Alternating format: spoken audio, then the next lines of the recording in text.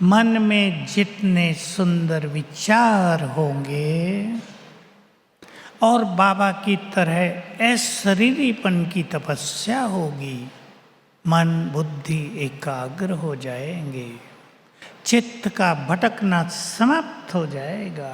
ये भटकते तब हैं जब इनको हम काम नहीं दे रहे हैं, हम इनको इनकी खुराक नहीं दे रहे हैं।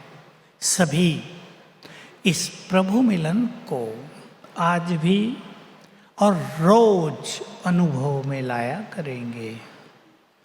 रोज सवेरे और शाम का ये समय 6 से 8 के बीच कोई भी समय आप चुन लें, कम से कम आधा पौना घंटा सभी को देना है।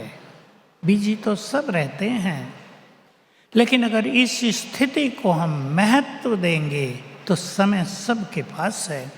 आके फ़ोन देखेंगे, अखबार पढ़ेंगे, टीवी देखेंगे। ये अभ्यास करें। एक बाबा का रहस्य सभी को ख्याल में रखना है। सभी भाई बहनें जो सेवाओं में हैं या गृहस्थ में हैं, हमारी स्थिति श्रेष्ठ होगी तो हमारे वाइब्रेशंस से हमारे कार्य सहज सफल होंगे। आप अनुभव बढ़ाएं, रिसर्च करें। मन के संकल्प जितने कम, 1 घंटे का कार्य आधे घंटे में पूर्ण। स्थिति जितनी श्रेष्ठ, परिवार उतने ही श्रेष्ठ। समस्याओं से मुक्त, प्रेम से भरपूर, स्वार्थ से मुक्त, खुशियों से भरपूर हो जाएंगे।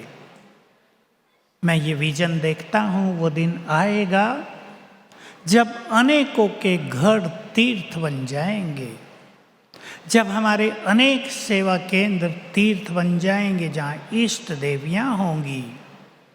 जिन्होंने अपने को इष्ट देवी बना लिया होगा, श्रेष्ठ योगी और परम पवित्र बना लिया होगा, उनके वो स्थान महान तीर्थ बन जाएंगे, संसार को राहत देने वाले। दुखों के पहाड़ गिरने हैं, हम सब बाबा के महावाक्यों को जानते हैं। आपके ही पास लोग आएंगे, वहाँ बैठकर ही उनके दुख समाप्त हो जाएंगे। घर घर को भी तीर्थ बनाना है।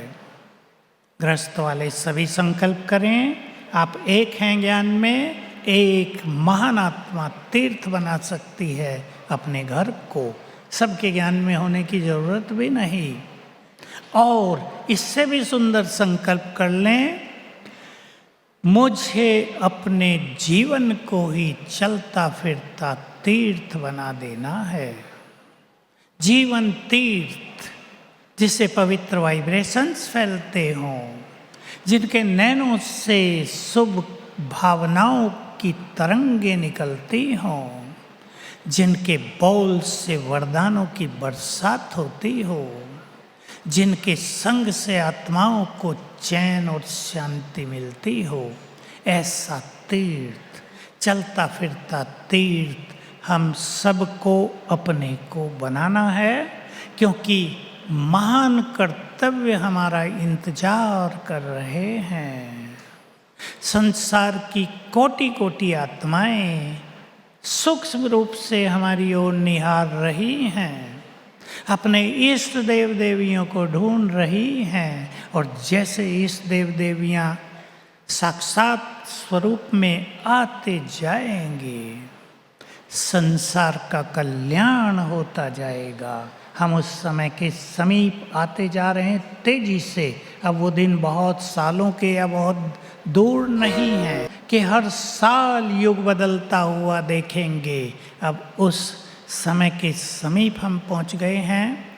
तो ब्रह्मा बाबा जैसा त्याग, उन जैसी अशरीरी होने की तपस्या, उन जैसा मन से बुद्धि से श्रेष्ठ समर्पण भाव, उन जैसे बेफिक्र बादशाह की स्थिति, एक शिव बाबा पर संपूर्ण भरोसा रखते हुए अचल अडोल और साक्षी स्थिति, ऐसी स्थिति पर हमें चिंतन करते हुए अपने को उस स्वरूप में लाना है। चिंतन परम आवश्यक होता है। चिंतन हमारे स्वरूप का निर्माण करता है, हमारी इनर पावर्स को बढ़ाता है। अगर हम और चीज़ों में रहेंगे, मोबाइल में अगर हम रहते हैं, ध्यान से सुनने, मोबाइल में रहने वाले, पढ़ाई करना वो अलग चीज़, व्यर्थ बातें देखना, तो हमारे मन की क्रिएटिव पावर नष्ट होती रहती है। जो कुछ देखा मन उस पे ही चिंतन करता है। हमारी अंदर की चिंतन शक्ति, क्रिएटिव एनर्जी नष्ट होती जाती है।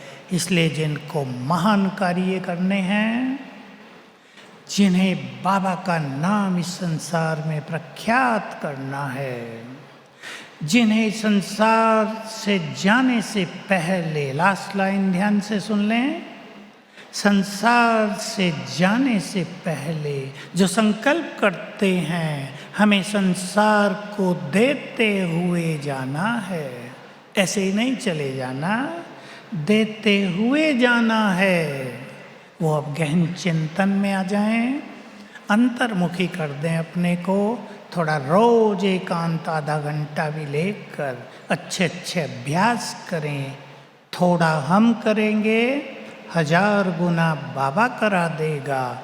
ये समय का वरदान है। तो आज का दिन वरदानी दिवस हो, सभी के लिए कल्याणकारी हो, सभी प्रभु मिलन का सुख लें। मुरली सुनते हुए भी बाबा के वाइब्रेशंस को फील करेंगे और किसी को नहीं देखेंगे, केवल बाबा। उसके महावाक्यों से भी फैलते हुए वाइब्रेशंस, सामने बाबा को देखते हुए इस समय का आनंद लेंगे। ओम शांति।